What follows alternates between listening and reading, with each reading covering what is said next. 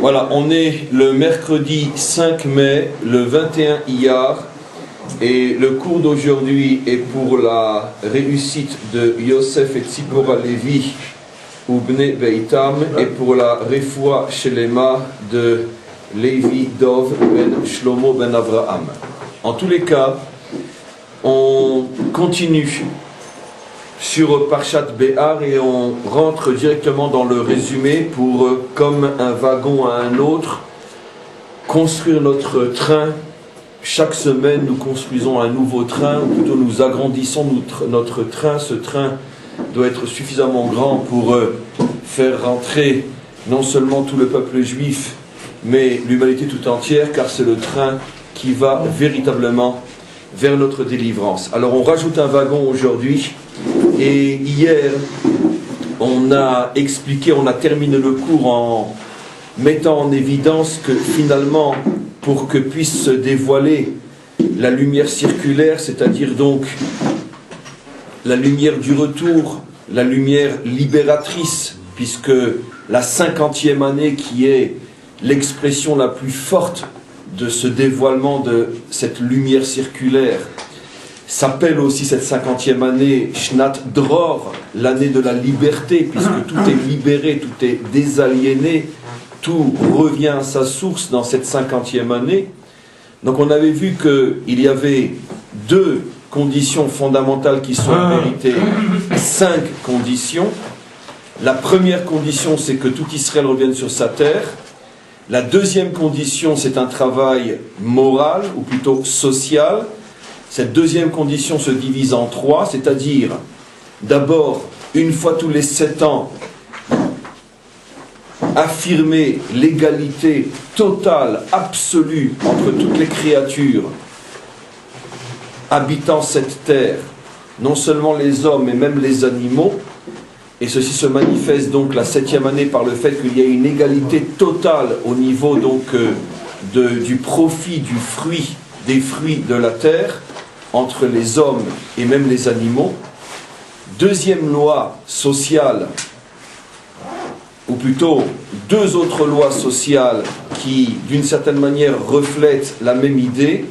La Torah a en abomination ceux qui profitent d'une situation dans laquelle ils ont la position de force et l'autre la position de faiblesse.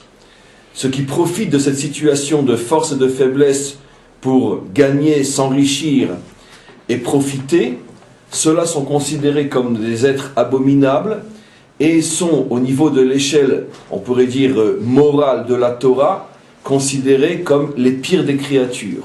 C'est un chidouche, c'est une nouveauté tout à fait extraordinaire. On pourrait revenir et s'arrêter plus profondément encore sur cette découverte. Comment se fait-il que la Torah considère que celui qui fait de l'argent sur la détresse des autres est pire qu'un violeur ou un pédophile? C'est en soi effectivement une question.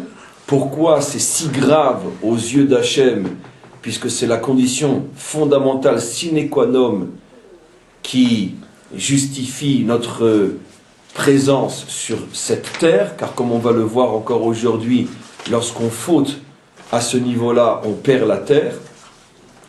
Et donc, on avait commencé à répondre hier, parce que justement, c'est le principe fondamental pour que puisse exister la création. Parce que si Dieu se dévoilait tel qu'il est, s'il s'exprimait tel qu'il est, il écraserait tout le monde et il laisserait de place à personne. Et donc pour pouvoir laisser une place à l'autre, il doit lui-même se contracter, se diminuer, se mettre complètement de côté pour que l'autre puisse exister. Et donc automatiquement, celui qui profite de sa force pour écraser l'autre, en ce sens qu'il gagne sur son dos, donc il l'écrase, celui-là finalement agit de la manière qui est à l'extrême opposé de ce qui a permis l'existence du monde et sa propre existence à lui. Parce que si Dieu se montrait à lui tel que Dieu est véritablement, il serait réduit au néant, cet homme-là. Et donc automatiquement, lorsque maintenant il gonfle son ego et profite de la situation sous couvert de droit, en ce sens qu'il ne vole personne, comme on a expliqué hier, il n'oblige personne. Tu veux pas acheter, n'achète pas. Tu veux pas vendre, ne vends pas. Tu veux pas me rendre des intérêts, mais n'emprunte pas. Donc sous couvert d'être dans son bon droit, il profite de sa force parce qu'il sait que l'autre, de toute façon, dans une situation d'extrême urgence, qui l'empêche de réfléchir et de faire de bons choix. Et donc c'est pour ça qu'il va acheter cette maison à n'importe quel prix, ou la vendre à n'importe quel prix, ou emprunter à n'importe quel intérêt, parce que prisonnier de la détresse présente, il n'a pas suffisamment de recul pour faire de bons choix et prendre de bonnes décisions. Ça s'appelle encore une fois exploiter une situation dans laquelle tu es fort et lui est faible, et c'est considéré comme une véritable abomination aux yeux du maître du monde, et on vient d'expliquer pourquoi. Alors maintenant, on va continuer et rentrer un peu plus dans les détails, et on va revenir sur cette notion donc de la 50e année. Dans le langage de la Torah, cette lumière circulaire qui est la lumière du retour, la lumière de la liberté, se dévoile au fur et à mesure, à 7 reprises, tous les 7 ans, mais elle se dévoile dans toute sa puissance la 50e année. Cette 50e année qui est appelée, je relis le verset, c'est le verset 10, au début de la paracha, « Vekidashtem et shnat achamishim » vous sanctifierez la 50e année, « Ukratem dror » et elle sera appelée l'année de la liberté, « Ba'aretz » sur terre, plutôt dans le pays, les Chol Yoshvea pour tous ses habitants. Yovel I, et c'est le jubilé.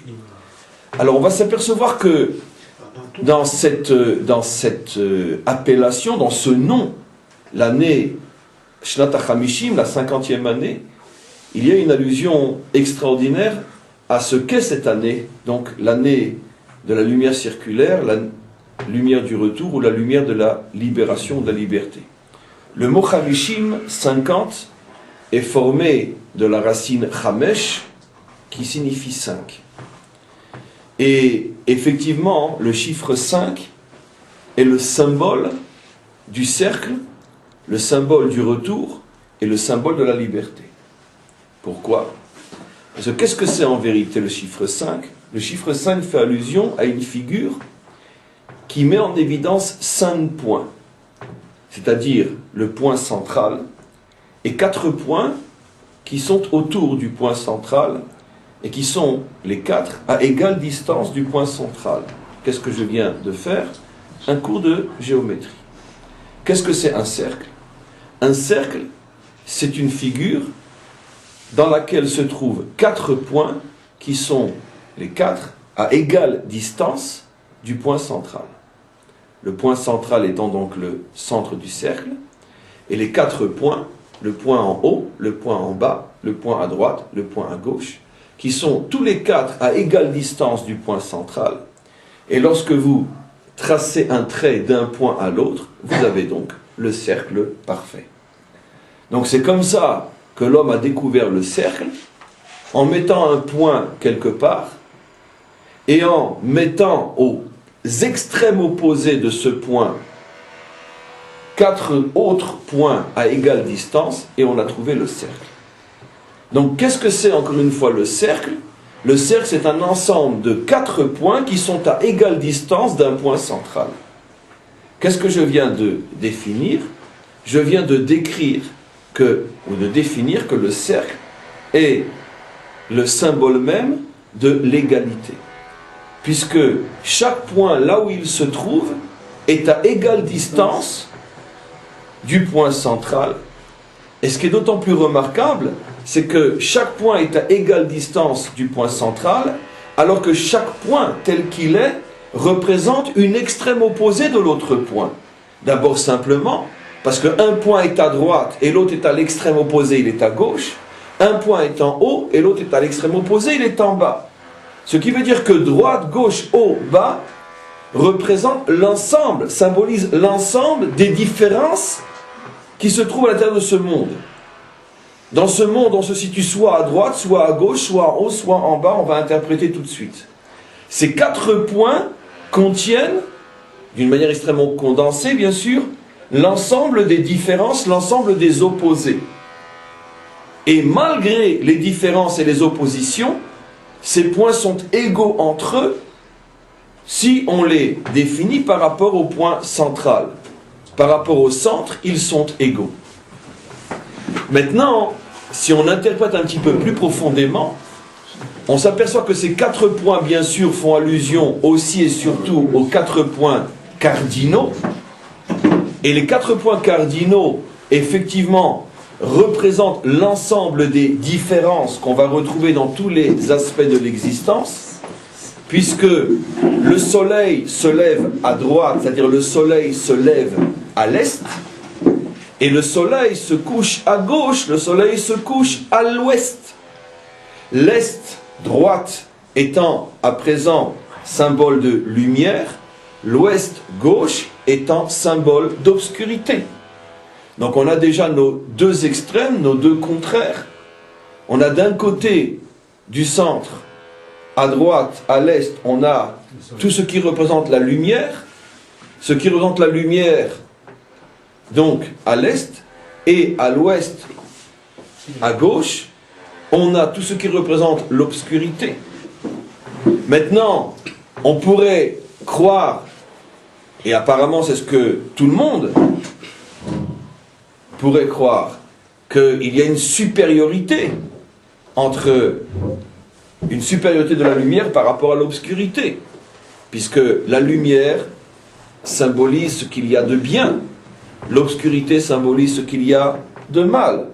Or le cercle nous montre que non, que le point qui symbolise la lumière est à égale distance par rapport au centre que le point qui symbolise l'obscurité. Ce qui veut dire que, bien que l'obscurité semble négative et la lumière positive, tu vois bien que le cercle te montre que les deux sont absolument identiques. De même, le haut et le bas représentent 2 autres points cardinaux qui sont le nord et le sud. Le nord représentant le froid et le sud représentant le chaud. Dans le langage philosophique, ce qui est froid est toujours négatif, ce qui est chaud et signe de vie est toujours positif. Un mort est froid, un vivant est chaud. Donc là encore, on retrouve les 2 extrêmes. On pourrait croire que le sud, qui est chaud, qui est la vie, est bien évidemment supérieur au nord, qui est froid, qui est la mort. Et c'est pour ça que qu'est-ce que montre le cercle, encore une fois? Qu'il y a une distance égale entre le nord et le centre, et entre le sud et le centre. Donc finalement, qu'est-ce qu'on vient de montrer? On vient de montrer que le mot chamesh, qui est la racine de chamishim, représente en même temps toutes les différences, est, ouest, lumière, obscurité, nord, sud, froid, chaud, mort, vie. Donc on a la lumière, l'obscurité, la mort et la vie. Si on s'arrêtait là et qu'on demandait à n'importe qui avant ce cours, hiérarchisez-moi ce que je viens de dire, comment seraient placées ces 4 choses? On mettrait sans doute tout en haut la vie, après la lumière, après l'obscurité et enfin la mort. Je répète, vie, lumière, obscurité, mort. La mort tout en bas, la vie tout en haut. Or le cercle nous montre que cette définition est complètement fausse, puisque ces 4 extrêmes sont toutes à égale distance du centre. Donc, on comprend maintenant pourquoi j'explique depuis le début de la semaine que la 50e année est l'expression de la lumière circulaire. On comprend pourquoi la 50e année est l'expression la plus forte de l'égalité totale et absolue entre les hommes, puisque justement c'est ce que le chiffre 5 met en évidence. Alors essayons d'interpréter par quelques exemples simples ce que symbolisent ces différences. Vie, mort, lumière, obscurité. On peut donner un exemple simple. La lumière, c'est la richesse. La lumière, c'est la santé. La lumière, c'est la force. L'obscurité, c'est la pauvreté. L'obscurité, c'est la maladie. L'obscurité, c'est la faiblesse. Dans ce monde qui est complètement déconnecté des vraies valeurs, dans ce monde qui nie l'existence de la 50e dimension, automatiquement le riche est au-dessus du pauvre, celui qui est en bonne santé est au-dessus du malade, et celui qui est fort et puissant est au-dessus du faible. Vient le cercle et nous dit non, c'est vrai qu'ils ne sont pas au même endroit, l'un est à droite, l'autre est à gauche, mais par rapport au centre, ils sont à égale distance. De même, autre exemple, le nord qui est la mort, froid, et le sud qui est la vie, chaud. Comment on pourrait interpréter, une des interprétations possibles, la mort représente l'homme qui est dans le mal, selon l'expression des maîtres, Rechaim nikraim metim bechayehem. Les méchants sont appelés des morts de leur vivant, alors que le sud qui est chaud, qui est la vie, représente le juste. Comme nos maîtres disent, les justes, même de leur mort, ils sont appelés vivants. Il y avait plus de 1,5 million de personnes, il y a 3 jours à Méron, pour fêter l'anniversaire du décès de Rabbi Shimon Bar Yochai, où on peut trouver un endroit au monde où se réunissent plus de 1,5 million de personnes pour célébrer l'anniversaire de la mort d'un homme qui a vécu il y a plus de 2000 ans. Après, on va dire que les justes sont morts, que les justes disparaissent. J'aimerais bien savoir lequel des vivants d'entre nous méritera que vienne seulement le 1000e de ces personnes sur sa tombe après sa disparition. Donc c'est ce que disent nos maîtres. Les justes sont vivants même après leur mort. Donc, là aussi, très superficiellement, si le sud, chaud, vie, représente le juste, si le nord, froid, mort, représente le méchant, qui est supérieur à qui? Le juste est supérieur au méchant. Mais là encore, le cercle nous montre que les choses ne sont pas si évidentes que ça. Parce qu'effectivement, là où se tient le juste ne se tient pas le méchant. Ils sont à des endroits différents. Mais par rapport au centre du cercle, ils sont à égale distance. Et qu'est-ce que l'on comprend de là? On comprend de là que la 50e année, bien que le dévoilement se fait un petit peu plus tous les 7 ans, mais la 50e année se dévoile dans toute sa puissance le centre du cercle. Et lorsque le centre du cercle se dévoile, il n'y a plus de place pour la hiérarchie entre les riches et les pauvres, les puissants et les faibles, les justes et les méchants, les vivants et les morts, parce que face à ce point qui est le maître du monde, dans son essence absolue, rien n'existe et rien n'a véritablement de valeur. Tout s'annule, tout s'inclut dans la source qui est le maître du monde. Alors maintenant, bien évidemment, comme je l'ai dit hier, bon, eh bien, si c'est ce que veut le maître du monde, alors vivant constamment à ce niveau-là, créons une société d'anarchie totale ou d'égalité totale, plus de riches, plus de pauvres, plus de forts, plus de faibles, mais aussi plus de justes et plus de méchants. Ça veut dire que finalement, tout est absolument identique et tout est absolument pareil. Alors on a expliqué hier que celui qui voudrait créer une société pareille, je vais doucement aujourd'hui parce que j'ai des choses extrêmement profondes qui contiennent en vérité peut-être toutes les clés de l'existence. Si je veux créer une société qui fonctionne d'après ce principe, alors à ce moment-là, à quoi je ressemble? À quelqu'un qui prendrait un arbre et qui le retournerait à l'envers et qui planterait donc son feuillage et ses fruits dans le sol et qui laisserait en haut la racine et qui dirait aux hommes, nourrissez-vous. Si on mange une racine, on meurt. Qu'est-ce que je veux dire par là? Ce dévoilement de l'égalité profonde entre les hommes, quel que soit leur niveau moral, social et spirituel, ne peut se dévoiler que de temps à autre pour nous rappeler quelle est la racine fondamentale de l'existence. Mais on ne peut pas vivre à ce niveau-là, sinon il n'y a plus aucun effort, il n'y a plus aucun mérite, il n'y a plus aucune valeur à l'homme et à l'existence. Si les pauvres sont riches et les riches sont pauvres, et pire encore, si les justes sont méchants et les méchants sont justes, alors on n'a plus besoin de faire des efforts, on n'a plus besoin de se dépasser, de se prendre en main, on se laisse aller, c'est la fin du monde. Donc cette révélation ne peut être que la racine, mais ne peut pas être le fruit. L'homme, la société, doit vivre au niveau du fruit. Et le fruit est le symbole même de la hiérarchie. Pourquoi? Parce qu'il y a des milliers de fruits différents, d'un arbre à un autre, d'une espèce à une autre. Même dans chaque espèce et sur chaque arbre, les fruits évoluent doucement et vont en s'améliorant, en se perfectionnant. Depuis le moment où il sort, il est encore immangeable jusqu'au moment où il est mangeable. Le fruit est le symbole de l'évolution et de la différence. Il y en a qui aiment ce genre de fruits, d'autres qui aiment d'autres fruits. Donc le fruit, tout ce qui se mange, bien sûr, le fruit étant un symbole. On vit dans un monde hiérarchisé. C'est pour ça que le fruit, c'est la nourriture.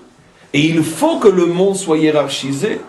Mais on ne peut pas, ou plutôt on doit constamment et régulièrement se rappeler que la racine de toute chose, c'est l'égalité absolue entre toutes les créatures. Et lorsque je vis à ces deux niveaux, je vis dans un monde hiérarchisé. C'est évident que le juste n'est pas au même niveau que le méchant. Le méchant n'est pas au même niveau que le juste. C'est vrai d'une certaine manière que une société doit tenir compte, avec tout ce que ça peut avoir de choquant, ce que je vais dire, si on ne veut pas comprendre ce que je dis, parce qu'on peut comprendre ce que je vais dire. Donc maintenant je dis ce que je dois dire. C'est vrai que d'une certaine manière, les riches, ceux qui font véritablement tourner le pays, ont plus d'importance pour la nation que les pauvres qui vivent aux dépens de la nation et qui ne produisent pas. C'est vrai d'une certaine manière, on ne peut pas les mettre au même niveau. Mais d'un autre côté, n'oublie jamais que tout ça, c'est uniquement la convention telle que tu la vois au niveau du fruit, mais au niveau de la racine profonde, il n'y a aucune différence entre celui qui fait à lui tout seul tourner les 2/3 du pays et ceux qui ne vivent que de la charité de la caisse nationale.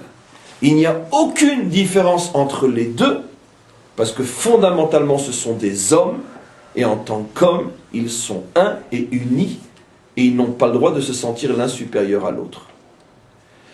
Donc c'est ça cette société parfaite, absolument parfaite, que seule la Torah du Maître du monde crée, ou plutôt veut créer, et se dévoilera au moment de la délivrance finale. Une société où chacun a la possibilité de mettre en évidence sa valeur et sa différence, mais en même temps où chacun se rappelle tous les 7 ans et surtout tous les 50 ans que finalement il n'est rien et strictement rien de plus que celui qui, dans un autre regard, est considéré comme étant tout en bas de l'échelle. Ce qui veut dire que tous les 50 ans, imaginez-vous un homme extrêmement riche qui est responsable ou en grande partie responsable de l'économie de son pays, et qui en plus, c'est arrivé rarement, mais c'est arrivé dans l'histoire, en plus est un grand juste, c'est-à-dire qu'il cumule à la fois la perfection spirituelle, morale et matérielle, et regardez à côté un homme qui est un méchant, et en plus extrêmement pauvre, et qui vit au crochet de la société. Donc on a pris les deux extrêmes. C'est évident que la distance entre ces deux extrêmes est infiniment grande. Arrive la 50e année, le premier se trouve à côté du deuxième, ils se tiennent par la main face au maître du monde et ils se disent finalement, avec et malgré toutes nos différences, toi et moi provenons de la même source, retournerons à la même source et nous sommes profondément égaux. Une société qui arrive à créer ce genre d'homme, c'est la société de la délivrance finale, c'est la société du Mashiach. Alors bien évidemment, on n'a pas besoin de vivre dans l'illusion. Nous, Juifs, n'avons jamais dans notre histoire créé ce genre de société, car sinon, ça aurait été déjà depuis longtemps la délivrance. La seule différence entre nous et les nations, c'est qu'elles ne pourront jamais, même si elles vivaient encore des milliards d'années-lumière, ne pourront jamais la créer, cette société, parce qu'elles n'ont pas la Torah. Mais nous avons 3500 ans pour y arriver, et nous finirons par y arriver, c'est la délivrance finale. Nous finirons par y arriver parce que nous avons la Torah, et grâce à nous qui sommes l'échantillon, le laboratoire de l'humanité, grâce à nous, lorsque le médicament aura été essayé, breveté, et qu'on va s'apercevoir qu'il va marcher, eh bien il va être diffusé, distribué dans le monde entier, c'est-à-dire que toutes les nations profiteront de cette société idéale créée à l'intérieur du peuple juif. Maintenant, ce qui est extraordinaire, c'est que on retrouve cette symbolique du chiffre 5 au tout début de la Torah. Au tout début de la Torah, on s'aperçoit qu'il y a trois créations qui, lorsqu'elles ont été créées, leur création ou leur nom est répété 5 fois. J'explique.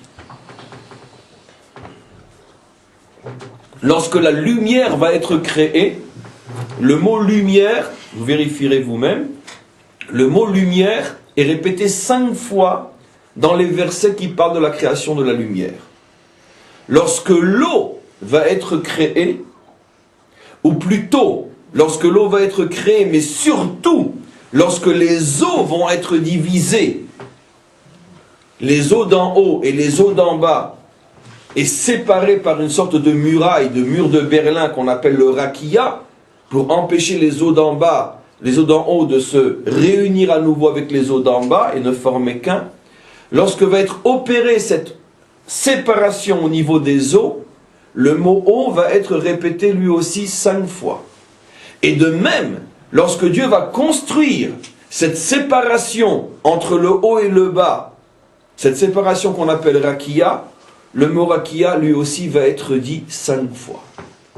C'est les 3 seules créations qui sont répétées 5 fois dans tout le récit de la création. 5 fois le mot lumière, 5 fois le mot eau au moment de la séparation, et 5 fois le mot rakia, séparation, au moment où Dieu a créé cette séparation. Alors pourquoi? L'enseignement est époustouflant, parce que finalement la Torah va mettre en évidence, justement à travers des paradoxes, cette notion d'égalité profonde qui règne, quelles que soient les circonstances, qui règne dans la création du Maître du monde. 5 fois le mot lumière, on comprend pourquoi, puisque la lumière a été créée le premier jour, et le premier jour se termine par Yom Echad, le jour de l'un. On avait expliqué que le premier jour, la lumière de l'unité se dévoilait encore dans toute sa puissance.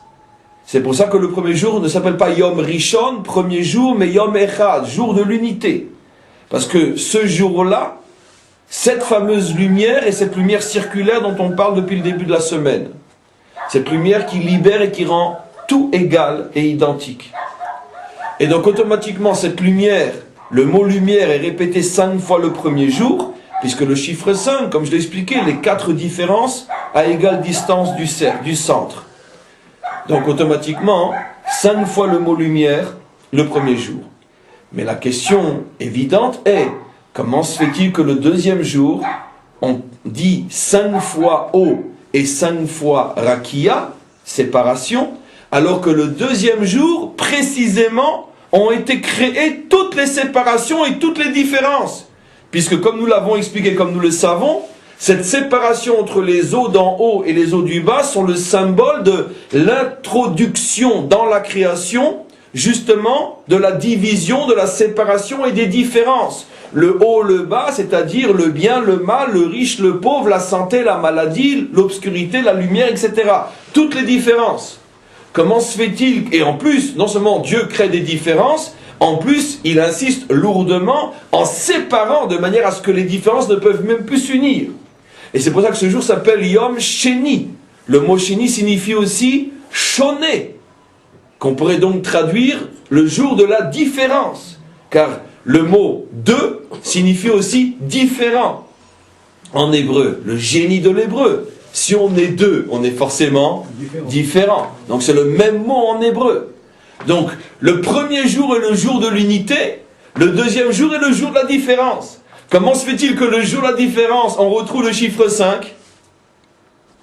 Bien, c'est bien pour nous faire comprendre que la différence n'est qu'à nos yeux. La différence est voulue, mais elle n'est qu'une convention. Parce que Dieu veut que l'histoire fonctionne comme ça. Mais fondamentalement, tout est un. Et même dans la différence, l'unité n'a pas disparu. L'unité est la racine de ce que nous voyons être différent. Et pour bien nous faire comprendre que la différence n'est pas sérieuse, et qu'il ne faut surtout pas la prendre au sérieux, au point de rendre un culte à la différence, pour bien nous faire comprendre que la différence est tout à fait relative, et que le seul absolu est l'égalité absolue, c'est pour ça qu'au moment où la différence est créée, le deuxième jour, le chiffre 5 réapparaît dans tous les éléments de la différence, dans l'eau d'en haut, dans l'eau d'en bas, dans la séparation qui sépare entre le haut et le bas. Il faut bien nous faire comprendre que fondamentalement, il n'y a pas de différence. Encore une fois, les mots de la perfection, c'est être capable de vivre à ces deux niveaux. Si je suis que dans l'égalité, je détruis le monde. Si je ne suis que dans la différence, je détruis le monde. Finalement, les extrêmes se rejoignent dans la destruction du monde. La perfection, c'est l'ensemble des deux. Je vis la différence, mais je sais et j'ai complètement intégré l'unité. Oui. Apparemment, cette notion-là, elle existe même dans chaque année. On va pas être ça. Machzit HaShekel, c'est exactement ça. C'est le riche ou le pauvre. On lui demande de donner la même chose. Et aussi, c'est une division. Et là aussi, on retrouve le chiffre 5, parce que c'est 0,5, c'est 0,5. Là aussi, on retrouve 100% juste. Il y a effectivement une mitzvah que l'on faisait, surtout à l'époque du temple, qui effectivement contient toutes ces notions-là, puisque selon le principe que tout est dans tout, c'est ce fameux Machzit HaShekel, cette moitié de shekel que chaque juif devait donner pour remplir donc la caisse du temple qui servait à acheter les offrandes collectives, c'est-à-dire que ce qu'on appelle Korban Tzibour. Les offrandes collectives, c'est-à-dire que indépendamment des offrandes que chacun en particulier apportait, il y avait en permanence, à titre d'exemple, tous les matins et tous les soirs, tous les jours de l'année, et ceci pendant des siècles, 2 offrandes qui étaient apportées au nom de la collectivité d'Israël. Ces offrandes-là étaient achetées avec, entre autres, ce demi-shekel, c'est pas le shekel d'aujourd'hui bien sûr, le demi-shekel apporté par chaque juif. Et la Torah effectivement nous dit que le riche n'apportera pas plus et le pauvre n'apportera pas moins. Alors le riche n'apportera pas plus parce que t'as beau être riche, t'as beau pouvoir donner toi 1000 shekels.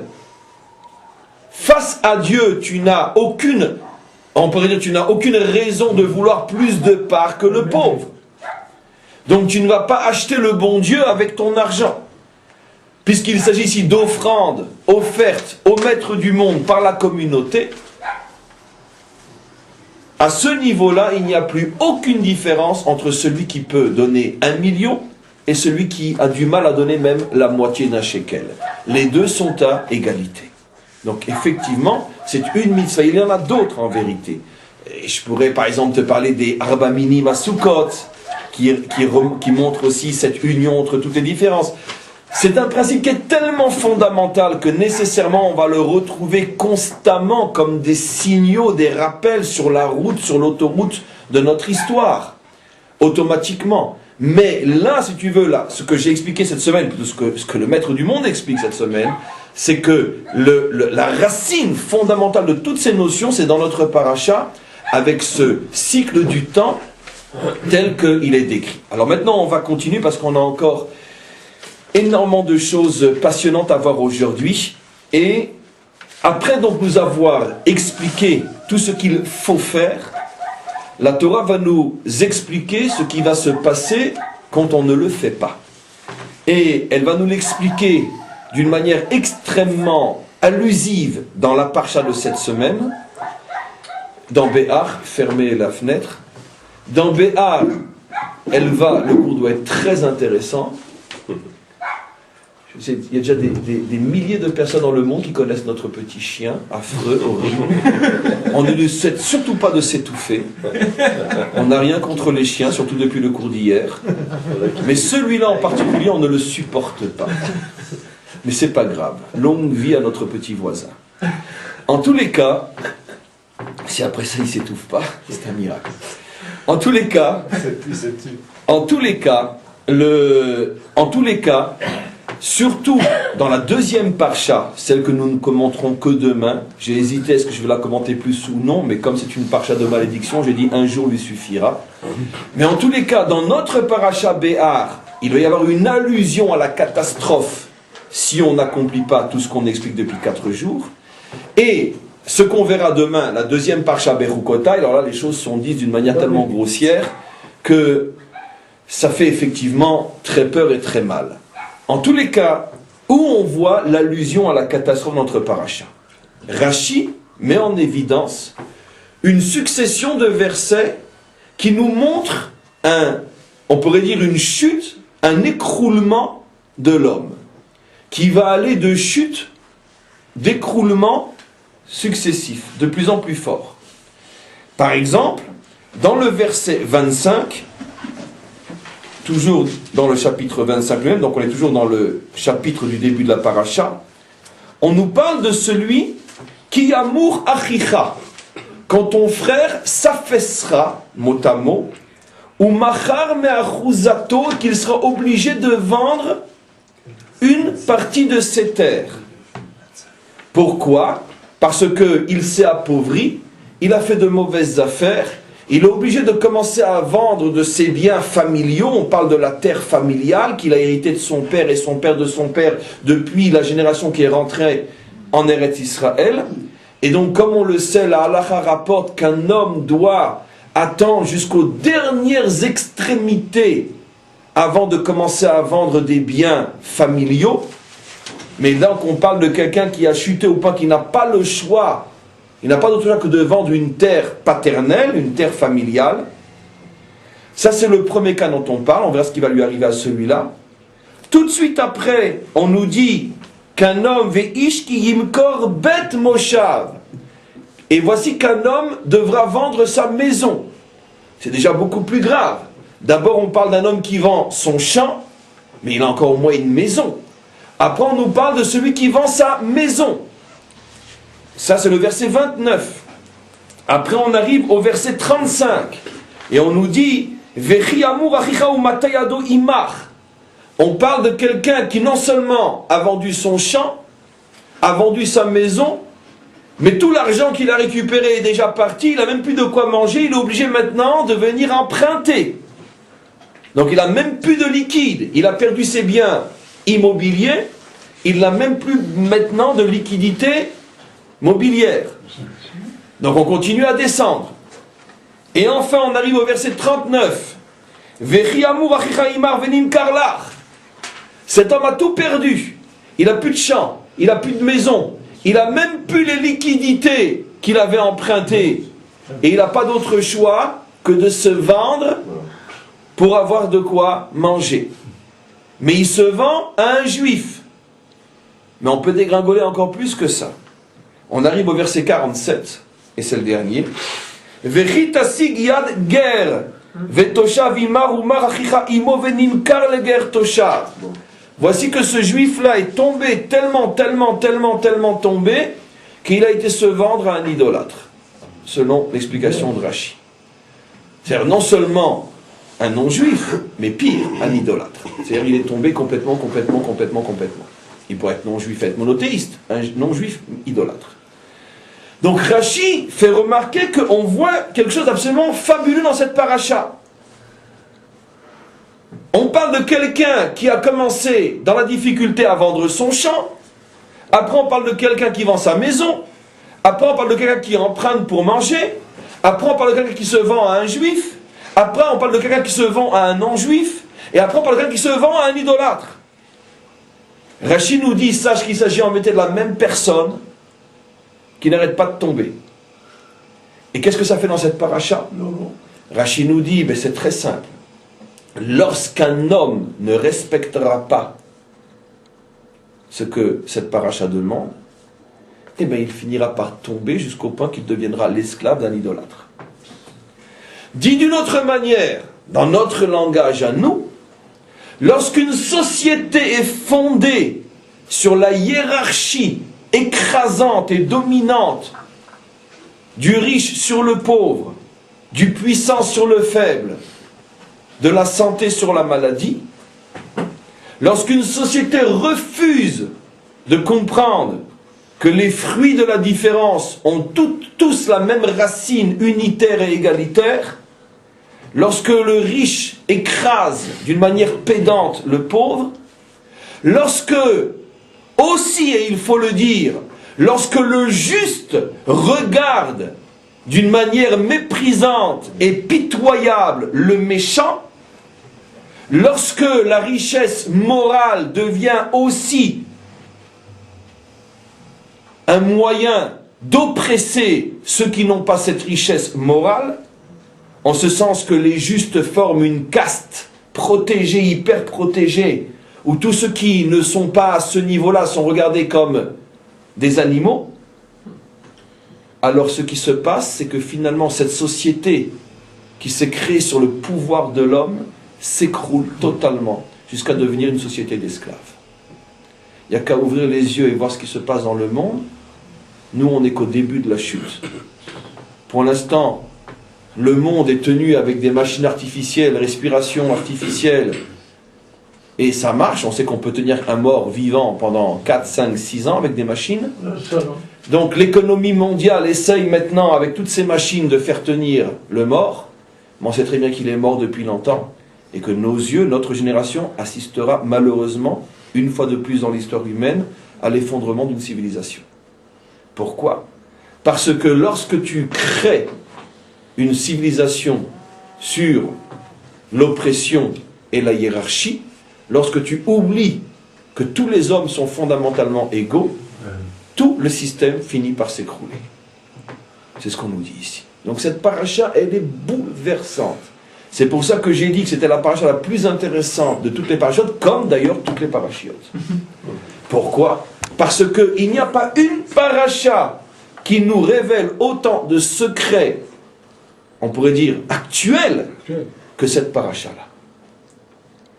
Donc automatiquement, le monde libéral ne peut que s'écrouler, c'est pas ce qu'on lui souhaite, mais il ne peut que s'écrouler, puisqu'il est l'expression même des profondes, réelles, entre les hommes.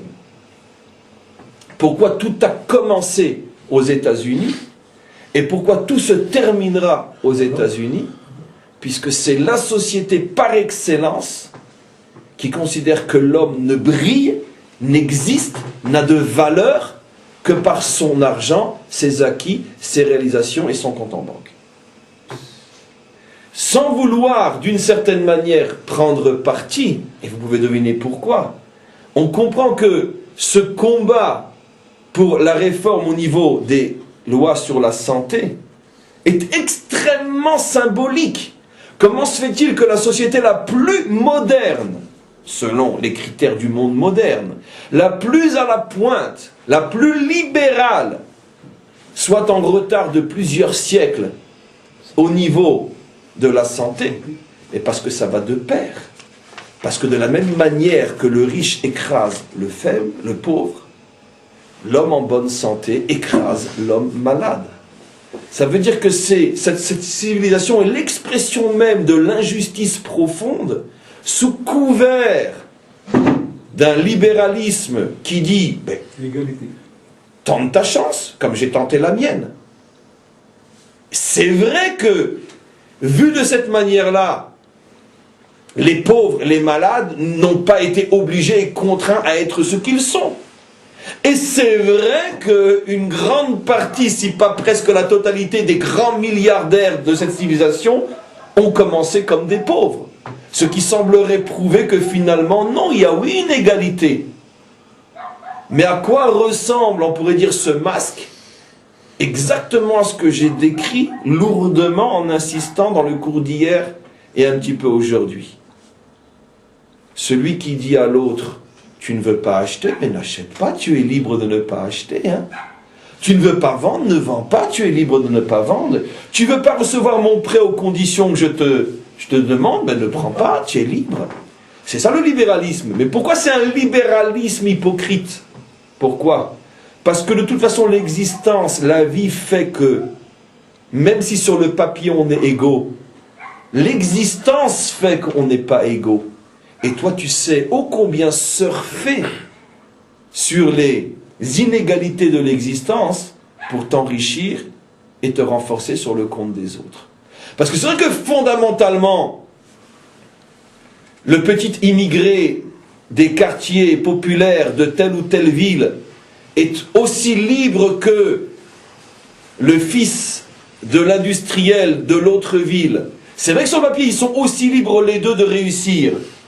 Mais fondamentalement, l'existence, elle a déjà créé une hiérarchie entre eux qui font que, à part un miracle, c'est gagné pour l'un d'avance et perdu pour l'autre d'avance. Donc toi, pourquoi tu surfes sur cette hiérarchisation imposée par l'existence et tu, finalement, sous couvert de liberté, tu es libre de vendre ou ne pas acheter, tu réussis sur l'oppression et grâce à l'oppression. Et c'est donc exactement ça ce que la Torah met en évidence. C'est pour ça que la Torah ne parle pas du vol, la Torah ne parle pas du meurtre comme étant les signes de la déchéance morale. Parce que c'est évident que ce n'est pas bien. La Torah ici met en évidence une société extrêmement perverse, où non, tout le monde est libre. Tu veux vendre, vends, tu veux acheter. Pas de contrainte. Mais en vérité, tu sais très bien qu'il n'a pas le choix, lui, de vendre ou d'acheter, vu sa situation. Et donc, tu sais comment exploiter pour oppresser. Ce genre de société est appelé à la disparition totale. Et finalement, elle va se transformer, cette société, en une civilisation d'esclaves. Ça veut dire que finalement, de dépendance totale et de chute totale. On continue. Ce qui est extraordinaire, c'est que maintenant la Torah va mettre en évidence ce qui va se passer au niveau de ces chutes consécutives et successives. La Torah va demander aux autres, à nous donc, lorsqu'on voit cet homme, je reviens maintenant au cas de la Torah, après on l'interprétera, lorsqu'on voit cet homme qui est en train de chuter, la Torah nous demande de l'aider pour freiner sa chute. Finalement, la Torah décrira tous les cas de chute possibles, puisqu'on parle d'un homme qui apparemment ne veut pas faire teshuva, ne veut pas comprendre ce qui lui arrive, et c'est vrai qu'il continue à chuter. Mais chacun d'entre nous qui voyons un homme qui chute, avons le devoir de l'aider. Parce qu'on n'est pas nous le maître du monde pour juger. Et donc, il y a deux phénomènes qui ne sont pas contradictoires. D'un côté, cet homme chute, et on a expliqué pourquoi. Mais d'un autre côté, moi, en tant que citoyen, en tant que juif, en tant que membre de ce peuple, je dois aider celui qui tombe. Et regardez maintenant, on va prendre un cas, à titre d'exemple, tout premier, la première chute, quand il doit vendre une partie de ses terres. On va le prendre, ce cas-là, on va l'analyser, et il va servir de modèle à tous les autres, parce que la Torah va répéter constamment la même chose.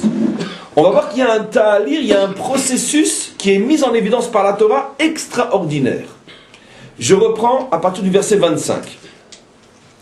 Vechi amour achicha, lorsque ton frère s'affaissera, ou machar me'achuzato, et qu'il sera obligé de vendre une partie de ses terres familiales, ou ba goalo akarov elav, alors viendra son libérateur, mot à mot, goalo, geoula, goel.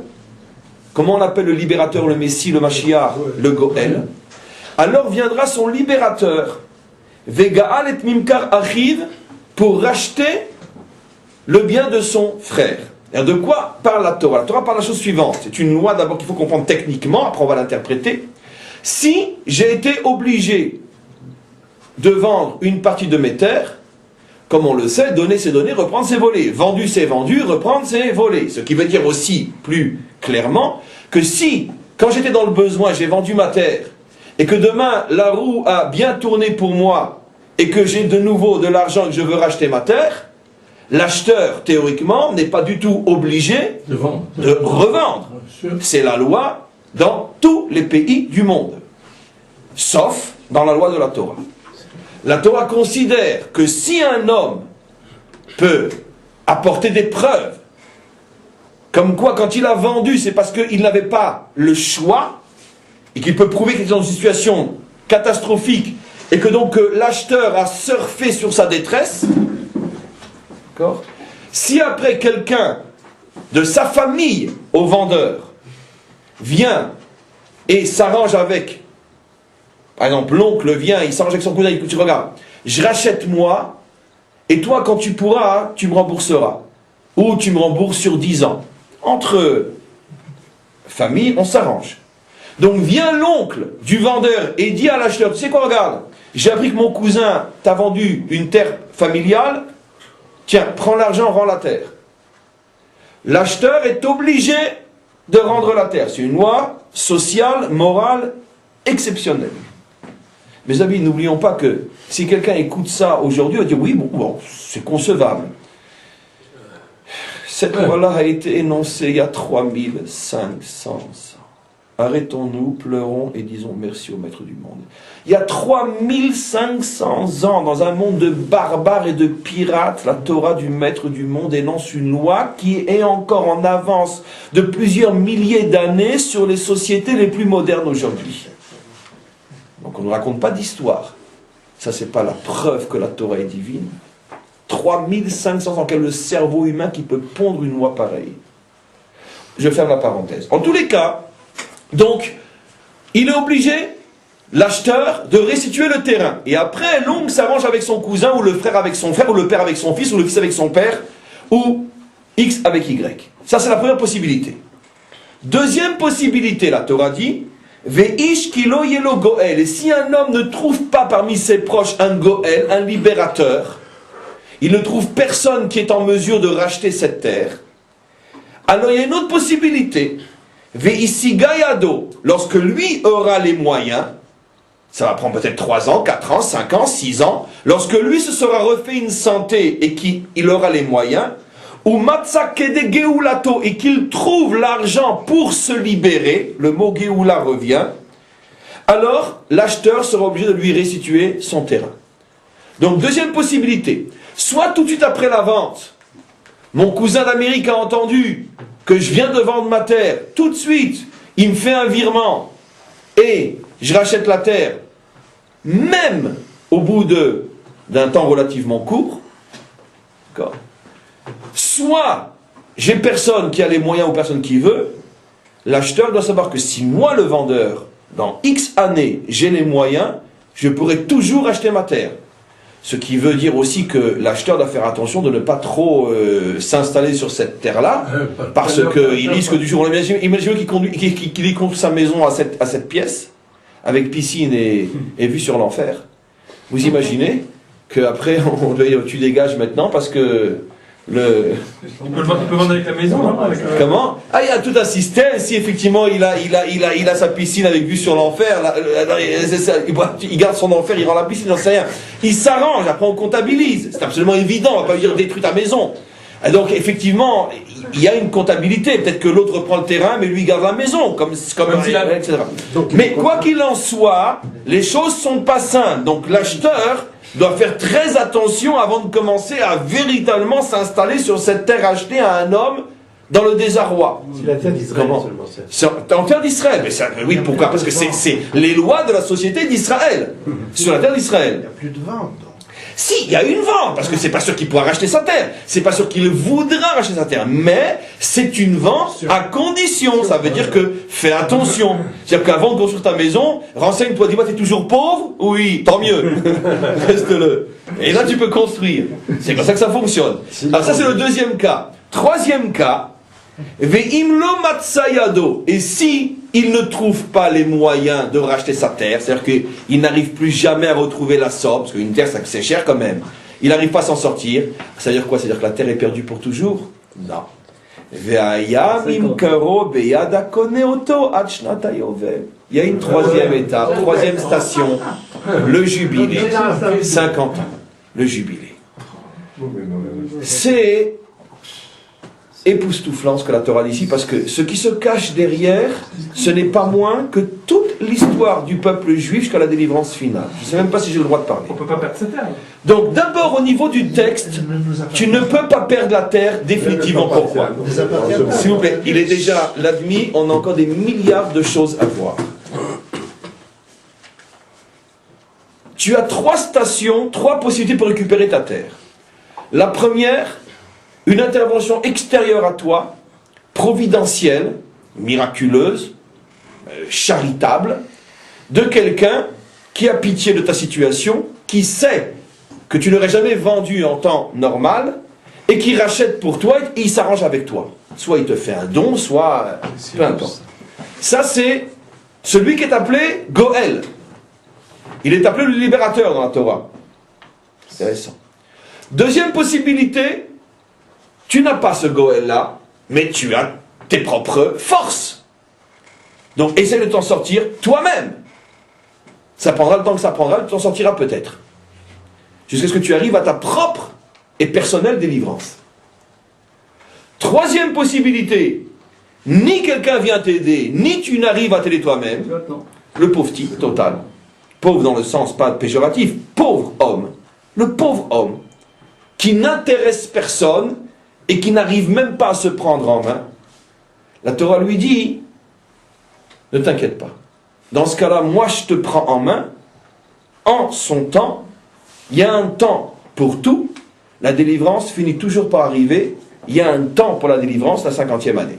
Ça veut dire que si tu as vendu ta terre 20 ans avant la 50e, parce que c'est des cycles de 50, tu la paieras pendant 20 ans.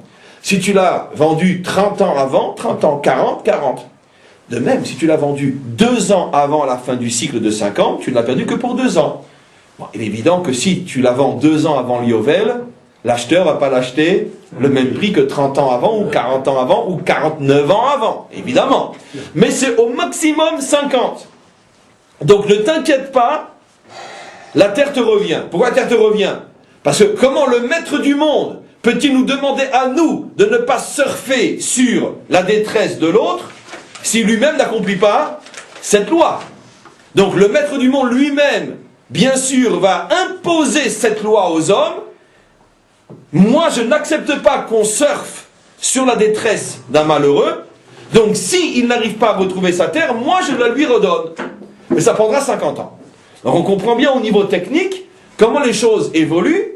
Il y a toujours cette loi fondamentale de ne pas surfer sur la détresse d'un malheureux. Et donc il y a trois possibilités pour s'en sortir. L'autre, moi ou le maître du monde. Maintenant, regardez. Si on décode, c'est bouleversant. Parce que la Torah est en train de mettre en évidence, finalement, les 3 étapes ou les 3 manières, les 3 façons d'atteindre la délivrance finale. D'où sait-on qu'on passe la délivrance finale? En allusion, Goël, Géoula.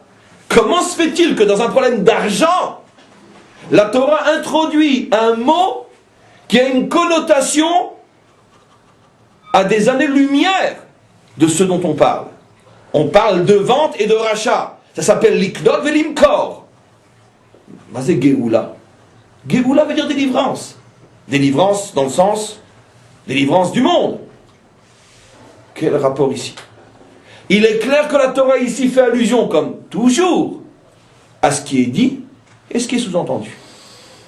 À travers ce passage technique, la Torah fait allusion à toute l'histoire du peuple juif et à la délivrance finale. La terre vendue, c'est quoi? C'est l'exil, j'ai perdu ma terre. C'est quoi? L'étoile d'or de ce petit juif qui cultivait sa terre et qui finalement va mourir avec une balle dans la tête sur sa terre. C'est ça, l'étoile d'or. Donc ici on parle de quoi? On parle d'Israël qui a perdu sa terre. Et pourquoi Israël a perdu sa terre? Parce que, comme je l'ai expliqué, comme dit Rashi, parce qu'Israël n'a pas respecté les lois fondamentales qui méritent de garder la terre. Ça veut dire le retour à la racine, la reconnaissance de l'égalité fondamentale entre les hommes. Lorsque Israël s'est engraissé et est devenu propriétaire et surtout bourgeois, et comme la chanson d'hier, plus ça devient vieux, plus ça devient automatiquement, Israël perd sa terre. Pourquoi? Parce que c'est la loi fondamentale. Tu veux rester sur la terre, il faut que tu sois enraciné dans la terre. Mais les racines de ton enracinement, c'est tout ce qui est symbolisé par la Shemitah et le Yovel. Or, dit le verset, Vaishman Yeshurun Veivaat. Israël s'est engraissé et il s'est révolté. On est tous devenus un peuple de propriétaires et on s'est pris un cholestérol spirituel. Toutes les connexions, toutes les artères qui nous mènent au bon Dieu ont été bouchées. Donc on a perdu la terre. Seulement le problème c'est que quoi? Il y a une loi fondamentale qui dit que finalement tout finit par revenir. Pourquoi? Parce que finalement l'homme finit par prendre conscience de ses erreurs, de ses fautes. Il fait teshuva, il revient. Maintenant on va voir quelles sont les trois possibilités du retour. Soit une intervention extérieure qu'on appelle le Goël, le libérateur, soit l'effort personnel, soit le temps fixé. Rappelez-vous mes amis que la Torah elle-même fait allusion à ce que j'explique, ou plutôt je fais allusion à ce qu'elle dit, dans le fameux verset Be'ita achishena. Les prophètes nous ont prévenu que la délivrance viendrait Be'ita achishena, en son temps précipité. Be'ita en son temps, achishena précipité. Et les commentaires demandent où c'est en son temps ou c'est précipité, ou c'est avant ou après ou pendant le temps. Et qu'est-ce que dit le commentaire? Si on est méritant, achishena, elle viendra plus vite que prévu. Et si on n'est pas méritant, elle viendra en son temps. Dit d'une autre manière, le Talmud met en évidence que quand les prophètes parlent de la venue du Messie, ils en parlent avec des images et des métaphores à l'extrême opposé. Soit Daniel l'a vu comme quelqu'un qui descend du ciel sur un nuage blanc, soit d'autres prophètes, je ne sais plus si c'est Ésaïe, je peux me tromper, l'ont vu comme quelqu'un qui vient chevauchant un âne. Alors il vient du ciel comme un ange ou chevauchant un âne, qui sont bien sûr deux métaphores à l'extrême opposé. Est-ce qu'il vient dans toute sa splendeur, comme quelque chose qui vient du ciel, donc miraculeux, ou il vient lentement et sûrement, comme un âne, sur un âne? Eh bien nos maîtres disent la même chose. Méritant, il vient d'une manière complètement miraculeuse. Non méritant, il vient lentement, sûrement. Il faut juste lui souhaiter qu'il trouve encore quelqu'un quand il viendra. Parce qu'à l'allure où il va, je veux dire, il ne peut y avoir personne. En tout cas, peu importe. Bon, il aura au moins son âne. C'est toujours la même notion. La délivrance se fait de deux manières. Ou d'une manière complètement miraculeuse, inattendue, soit d'une manière qui prend son temps, mais qui dépend du temps. Ça veut dire que Dieu a fixé un temps limite qui de toute façon ne peut pas être dépassé et qui de toute façon permettra la délivrance. Entre ces deux extrêmes, il y a les trois cas ici. Le Goël, c'est celui qui vient me libérer à un moment où moi, je n'ai pas conscience que je suis prêt, j'ai pas l'argent, j'y pensais pas. Tout d'un coup, je reçois un coup de fil de mon oncle d'Amérique qui me dit « Hello, j'ai entendu que tu as vendu ta terre. Tiens, prends les 300 000 $ et tu me rembourses quand tu pourras. Wow. » Ça, c'est le Goël. Ça veut dire quoi? Mais attends, je comprends pas. Mais pourquoi? Comment? Faut-il croire que j'ai des mérites particuliers que je ne connais peut-être même pas moi-même, qui font que j'ai eu cette chance extraordinaire de recevoir ce coup de fil et ces 300 000 $. Ça veut dire quoi concrètement? Ça veut dire que c'est ça le peuple juif méritant. Sa délivrance peut venir d'une manière complètement surprenante, inattendue, bouleversante, où tout d'un coup le Goël se dévoile, l'histoire change complètement, et de pauvre et de perdant, je me retrouve riche et vainqueur. Ça, c'est le plus haut niveau. Ce niveau est appelé Goël. Maintenant, il y a un niveau intermédiaire où je n'ai pas suffisamment de mérite pour mériter une intervention extérieure, miraculeuse, surprenante, bouleversante, inattendue. Mais j'ai malgré tout suffisamment de mérite pour y arriver par moi-même, lentement mais sûrement. Et finalement, j'y arriverai. Ça prendra plus de temps, il y aura plus de douleur, plus de souffrance, plus de cris. Mais j'y arriverai. Et enfin, malheureusement, il y a celui qui, même s'il essaye, il ne peut pas y arriver. D'abord parce que il n'essaye pas vraiment. Et celui-là, il a baissé complètement les bras. Il croit que sa terre, il ne la retrouvera plus jamais. Mais heureusement que le maître du monde ne l'entend pas de cette manière-là. Et finalement, qu'il le veuille ou non, qu'il le mérite ou non, qu'il l'accepte ou non, sa terre, il la récupérera. Ça, c'est la délivrance en son temps. Mais finalement,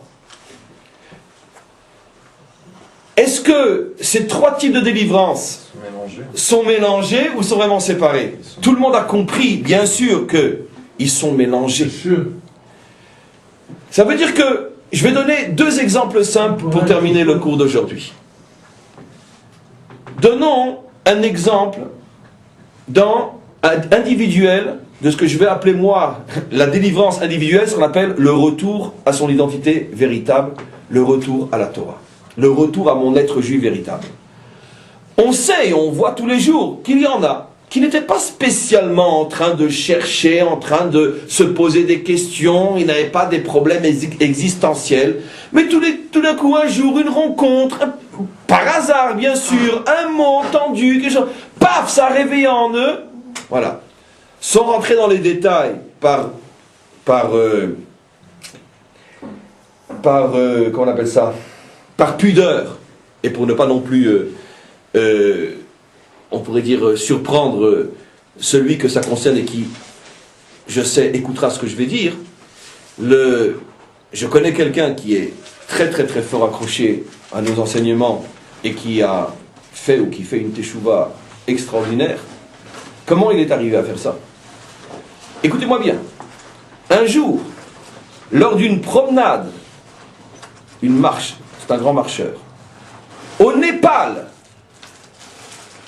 il rencontre un copain, français comme lui, qui lui dit comme ça, « Oh, il faut absolument que tu montes sur le site d'un rabbin X, c'est de moi, un truc, ça va te plaire. » Ah oui, comment quoi? Et l'autre est complètement assimilé. Mais comment t'es arrivé sur le site d'un rabbin, toi? Oh, je m'amusais sur le net, comme ça, je suis tombé sur le... Il a été voir sur le site. Et, bon, Hachem, il fait une teshuva énorme. Qu'est-ce qui s'est passé? Il est parti au Népal pour faire une marche de plusieurs jours. Et du Népal, il est revenu avec la teshuva dans la poche. Ça, c'est le premier cas. C'est-à-dire, c'est clair qu'il ne cherchait pas la teshuva, il cherchait le Népal. Il est revenu avec la teshuva. Ça, c'est le premier cas. Faut-il croire que ce genre de teshuva prouve que cet homme-là avait des mérites particuliers dont il n'était même pas lui-même conscient, qui a fait qu'à un moment dans sa vie, on l'a mis en relation avec quelque chose qui va bouleverser sa vie, mais lui ne le cherchait pas vraiment. Mais ça bouleverse sa vie. Et paf, tout d'un coup, tout est changé. Un autre homme. Ça, c'est le premier cas. Il y a d'autres personnes qui, eux, cherchent. Ils cherchent pendant des années, ils sentent un malaise, c'est pas ça, c'est pas ce qu'on m'enseigne, c'est pas ce que je vois, il y a autre chose. Ils savent pas parce qu'ils sont nés eux-mêmes dans un milieu complètement éloigné. Ils cherchent, et finalement, ça prend 10 ans, 20 ans, 30 ans, ils trouvent. C'est les deuxièmes. Deuxième cas. Les troisièmes, c'est ceux qui ne cherchent rien, qui n'ont pas de problème, et qui ne trouveront pas jusqu'au jour où le maître du monde décidera de les prendre en main. Ça veut dire, c'est tous les chamboulements, généralement violents, très violents, qui ramènent un homme à sa propre identité, parce que, finalement, on ne lui laisse plus d'autre choix. D'accord? C'est tous ces intellos français, européens, qui viennent de condamner leur peuple et leur pays, qui veulent se faire passer pour plus français qu'un français, pour plus belge qu'un belge, qui malheureusement seront les premiers à être victimes de la violence terrible antisémite qui va exploser bientôt en Europe, ils seront les premiers à la tête des convois qui malheureusement risquent de partir. Et le temps qu'il leur restera avant de quitter ce monde, ce sera peut-être ce temps de Teshuvah où ils diront finalement, un juif ne peut jamais fuir son identité. Le chien rat aboie, donc c'est sûr que c'est juste ce qu'on dit. On ne peut pas fuir son identité, c'est absolument impossible. Le chien, c'est Amalek, n'oublions pas. On assiste tous à un miracle permanent.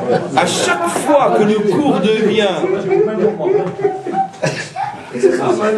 De là, vous savez que ce n'est pas un chien, c'est un ange maléfique déguisé en chien qui n'est là que pour gâcher le cours.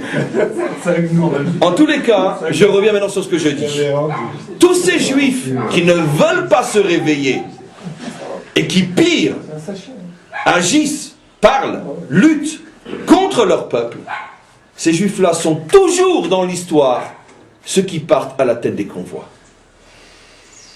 Et l'histoire a beau leur apprendre qu'on ne s'achète pas la reconnaissance des nations sur le dos de son propre peuple, ces juifs-là sont toujours ceux qui font la même erreur depuis 3500 ans, et ils sont toujours les premiers, les derniers à pleurer et à dire « Oh, on s'est trompé ». Ça, c'est le dernier cas. En son temps, tu te réveilleras, mais malheur à celui qui ne se réveille consentant. Malheur à celui-là, parce que le réveil est tellement brutal qu'on aurait voulu l'éviter. Mais de toute façon, réveil il y aura. Kililo nedar mimcha shum nedar. Parce que Dieu ne laissera aucun juif à l'extérieur. Il y a ceux qui sont suffisamment méritants pour découvrir le maître du monde au Népal. Il y a ceux qui sont très méritants, mais qui doivent trimer pour le découvrir après de nombreuses années. Et il y a ceux qui ne sont pas du tout méritants, qui eux le découvriront malheureusement d'une manière dure et violente, mais finalement ils le découvriront aussi. Ça c'est sur le plan individuel. Sur le plan collectif, on peut donner un exemple simple pour terminer ce cours qui est absolument évident. L'exemple est quoi? L'exemple est tout simplement, entre autres, je dis entre autres car ce n'est pas que la seule possibilité, l'exemple c'est le retour en Israël. Parmi tous ceux qui reviennent ces 60 dernières années, il y a différents types de retours. Il y a ceux qui reviennent un petit peu d'une manière complètement providentielle, c'est-à-dire qu'ils sont venus sans trop savoir pourquoi, comme inspirés, comme appelés, comme sans se préparer, sans savoir vraiment où ils vont, sans se poser la question est-ce que j'y vais ou j'y vais pas, je peux ou je peux pas. Tout d'un coup, quelque chose dans leur existence est apparu, a jailli, et leur a fait prendre conscience que, un petit peu comme ce Herzl, qui tout d'un coup est en train de cataviser, comment on dit cataviser, de couvrir l'affaire Dreyfus, et qui prend tout d'un coup conscience qu'il est juif. Et de sa tête naît le processus dont on est les héritiers aujourd'hui. Ça veut dire quelque chose qui n'est pas du tout prévu, c'est pas préparé, je suis pas là pour ça, tout d'un coup, paf! Un événement providentiel qui fait que, pour chacun d'entre nous, c'est pareil. Ça peut être pareil. On est là, mais on ne sait pas vraiment qu'est-ce qui fait que tout d'un coup, on a décidé de venir. Car, logiquement, rien ne vraiment me préparait à. Il y a les autres, qui sont la majorité, qui se préparent à venir doucement, mais sûrement. On fait des voyages d'études, on fait des équivalences, on met suffisamment d'argent de côté.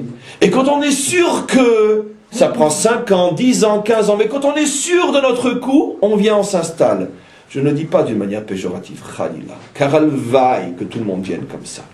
Mais ça c'est le deuxième cas, où je viens par mes propres forces.